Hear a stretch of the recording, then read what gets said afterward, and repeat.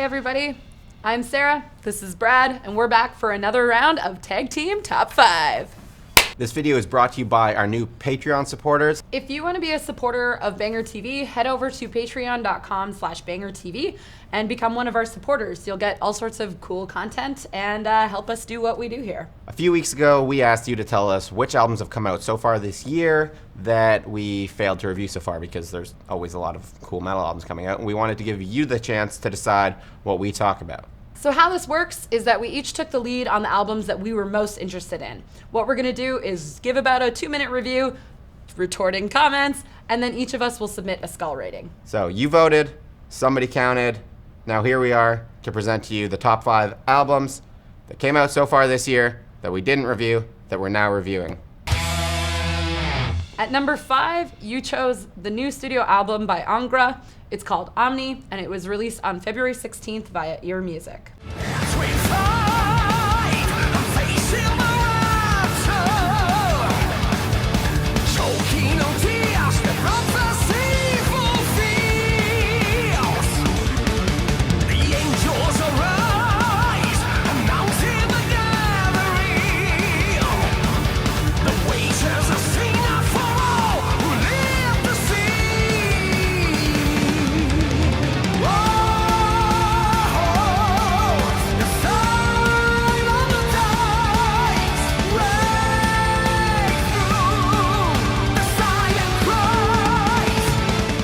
ANGRA is a Brazilian progressive power metal band who formed all the way back in 1991.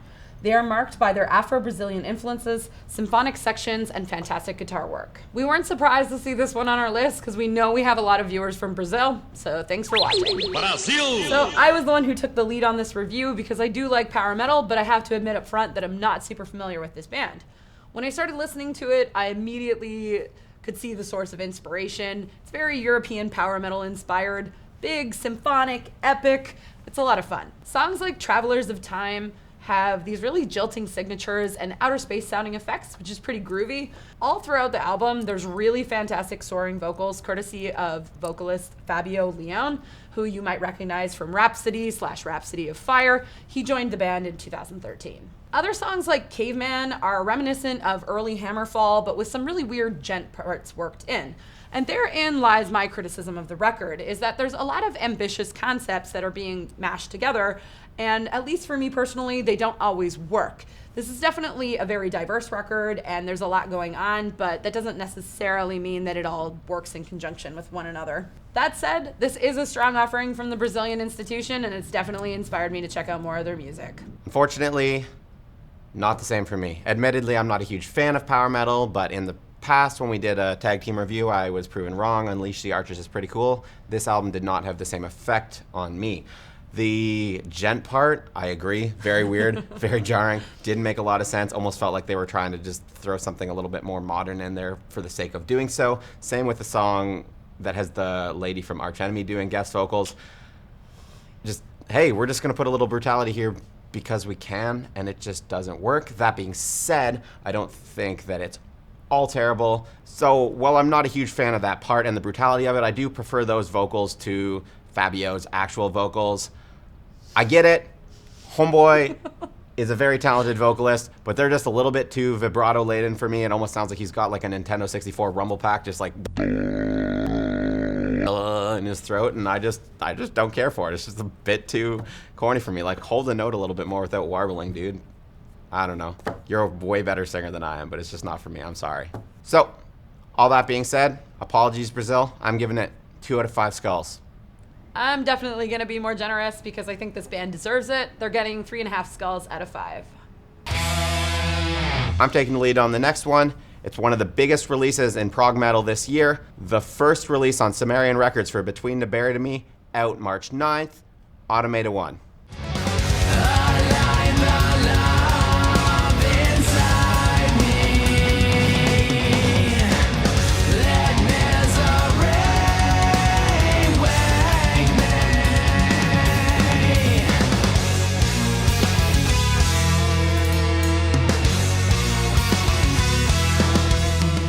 This is the band's 8th full-length album, and it's the first half of a 2-part release, which admittedly makes it a little bit strange to review. This is a 6-song release, but the 5th song is a 1-minute interlude, which doesn't make a whole lot of sense in the flow of things, but once you put part 1 and part 2 together, it might flow a lot better. So it's a bit strange to judge this whole body of work without its other counterpart.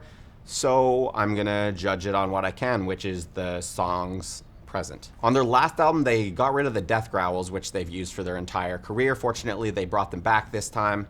I think that's a strength of the band. That's not the only thing that the band's done here that references earlier moments in their discography. The first song, Condemned to the Gallows, has a lead section that almost recalls the solo of Selkie's.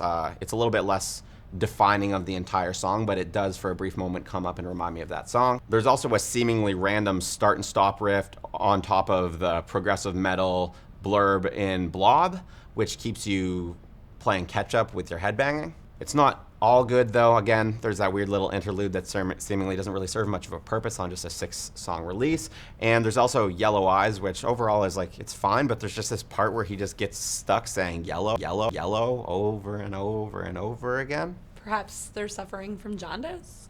What has yellow eyes? Do cats have yellow eyes? Maybe it's about cats. We're gonna go with that. This is Between the Buried and Me's Ode to Cats. Honestly, I can't really review this as a full body of work without hearing the other half. So I was talking about the songs. I just told you what I thought about the songs. Now to what I thought about the songs. As I'm sure most people would suspect, music reviewers tend to pick assignments based on things that they're interested in. And this release did not make me feel really anything. I found the music to be quite annoying. I don't have a lot of context into it. And so I don't want to do an injustice to Between the Buried and Me. I know these guys are phenomenally talented musicians. So I am reverting my skull rating to Brad for this release. Because I'm not a pretentious asshole who thinks that power metal sucks just because I don't like it. I never said that. I'm going to give this 3.5 skulls out of 5. To be continued once we hear part 2. So we're halfway there. At number 3 is Tribulation's Down Below. It was released January 26th on Century Media.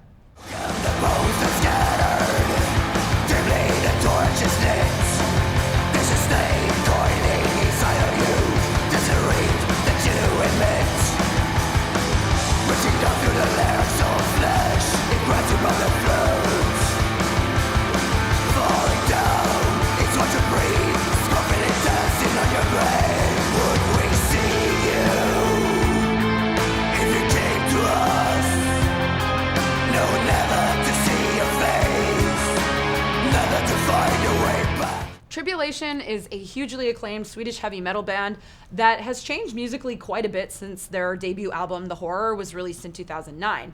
That one was pretty crusty black thrash, but the band has since progressed into this territory that is a lot more gothic, a lot more atmospheric, and a lot more traditional heavy metal inspired, but they still have the same really crusty, very heavy vocals. On Down Below, it seems that Tribulation has finally settled into their style because this is the first 2 albums in a row where they're fairly sonically consistent. This band intentionally projects this very vampiric energy and atmosphere, not unlike classic horror movie film Nosferatu. Take songs like Lady Death. It has this ominous howling wind intro, and later on a track like Lac Mariso, they've got really excellent riffing. And on songs like Purgatoro, they're really conjuring up the Italian kind of horror movie greats. I shouldn't say that, but Goblin. They make great horror movie soundtracks. They're also really reminiscent of the Italian doom metal band The Black, just because they have this great way of building up this very ominous, sinister atmosphere. If you dug Tribulation's previous album, Children of the Night, you'll probably really dig this one too. And I mean, let's be fucking frank. You probably like everything Tribulation's done, unless you're one of those purists who only likes the horror. Honestly, that was me until now. I only cared for the horror. The album that came right after it, I felt like they were trying almost too hard to be like, we are not just like a straightforward Swedish death metal band. And then after that, I didn't get Children of the Night. Maybe it was a little bit of animosity towards the band's sound change. Listening to this one, it seems like they've almost just really simplified their sound. It's just they're really embracing the catchy, spooky sound. And now going back and listening to their earlier stuff, I kind of get it more than I did before. Yeah, it's a really clear audio transition. I mean, it's not aggressive, but it is pronounced. I'd say the only aggressive transition is the horror to the album that came out after that was like a very like deliberate thing, but then since then it's just been kind of like a little more consistent. A little bit more of a through everything. So I'm actually going to play off of you comparing them to Nosferatu. I think it's a little bit Van Helsing, where yeah, it's spooky, but it's definitely an homage. They're having fun. They know what they're doing. It's bombastic, but it's also very sullen at the same time, where bombast often makes me think of triumph. This is very downtrodden. Subdued. Good word. We're going with subdued. For that, I'm giving this one 4.5 skulls out of 5. I'm going to give it 4 skulls out of 5. Next up, at your number 2 spot, is an album that I actually really wanted to review for Banger. This one is by Visigoth. It's called Conqueror's Oath. It was out on February 9th via Metal Blade Records.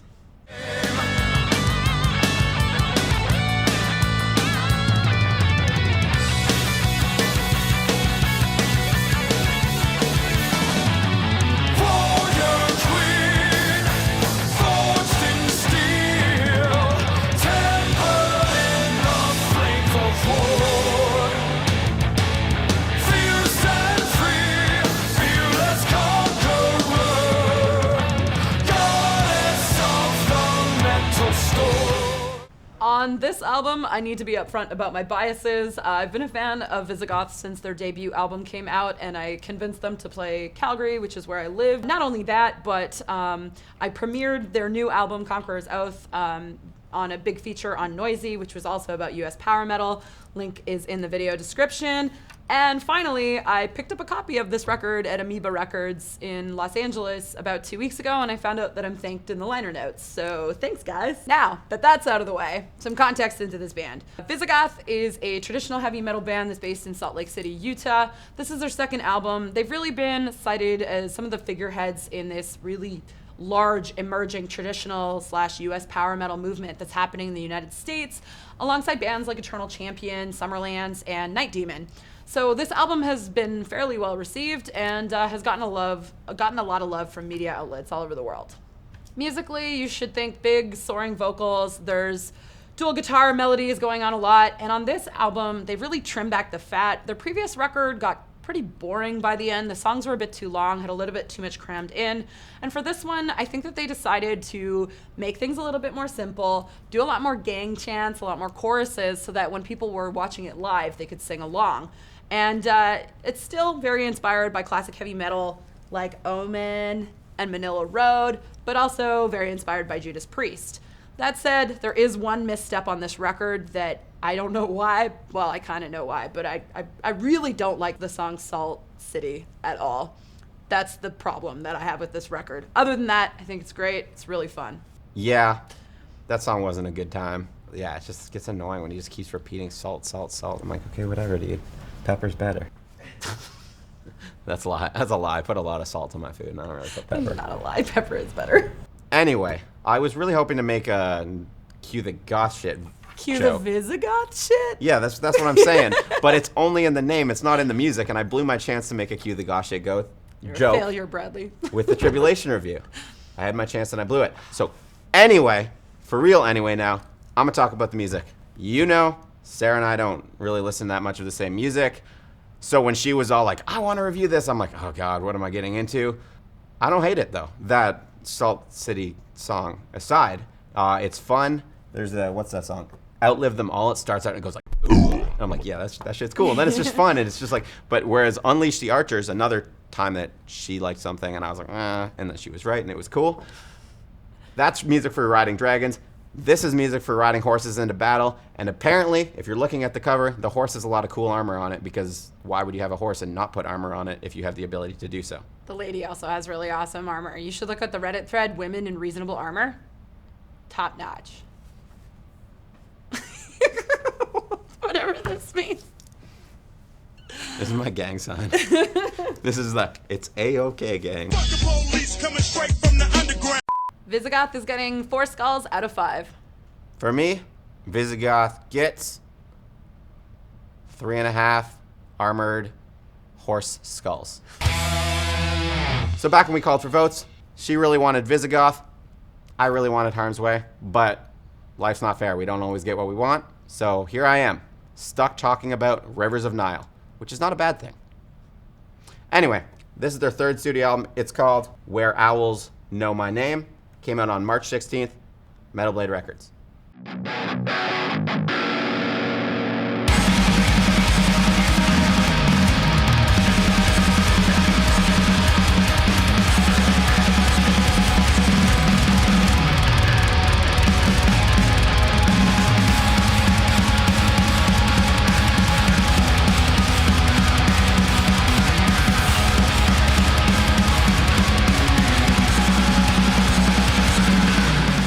This was by far the most requested album for us to review. These guys are honestly road dogs. I've seen them perpetually opening tours for the past 2 album cycles, and this could be their chance to shoot up the bill, potentially even to headliner material. Well, I mean, they do have a headlining Canada tour coming up. I'm going to interview them for Aggressive Tendencies on that, but I digress. The point is, it's a hyped record.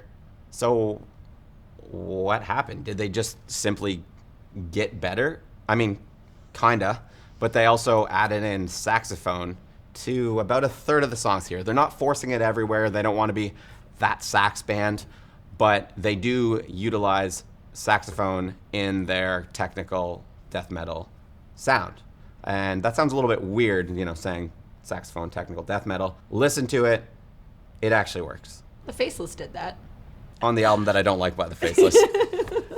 A little bit less obvious, but still there. There's a lot of Mellotrona in the album, kind of setting the mood. It's a little bit lower. It's less obvious. Overall, in an interview, the band said that they wanted a bummer vibe, and through this darkness, I feel like they've achieved that. There's also cello and trumpet. I feel like on this album, they've transcended the technical death metal thing a little bit. The album's centerpiece is the 8.5-minute song Subtle Change, where they actually do subtly show the changes that they've made. There's a little bit of Northland vibes there, but they haven't fully abandoned technical death metal. There's a blast beat section right in the middle there, but they're not shackled to the genre. The one problem that I do have with this album is that the guitar tone occasionally does get a little genty, just a little too processed, a little bit too It doesn't ruin the album. In fact, in some cases, it complements it quite well, but just makes me wonder if it was just a little filthier, how much better would this album be? So I ended up being really impressed with this record. I haven't listened much to Rivers of Nihil. I'm not a big fan of that kind of hyper-technical death metal, but this ended up being interesting, super groovy, and I really liked the saxophone, and my main complaint would be the integration of numerous vocal styles within one song. I didn't like the processed clean vocals. That was definitely my least favorite part, along with the gent thing that Brad was discussing. But altogether, I thought that this record was really tight, and it's very obvious as to why it's gained them a lot of hype and a new legion of fans. I was the same way, honestly, with them, where I'd never really listened to them all that much. I'd heard them, respected them. You're good at what you're doing. It's just not really catching my attention. But yeah, this time, the owls have caught my attention. It's there. So thanks, everyone, for voting this in at number 1, because it made both of us listen to it. And now the band has some new converts. I'm giving it 4 skulls out of 5. I am going to give it 4.5 skulls out of 5, because I'm perpetually scared to give a perfect score. Thanks to everyone who voted. This was really fun. Huge special thanks to our supporters on Patreon for getting us back here so we can do more of this, nerd out about metal together. You want to contribute to that, it would mean the world. You can do so by heading to patreon.com/BangerTV. Monthly donations means the world. Thanks, bud. And if you're donating at the $5 level, watch for your name in the credits. We're going to say thank you. We're going to be back next week with more Overkill reviews.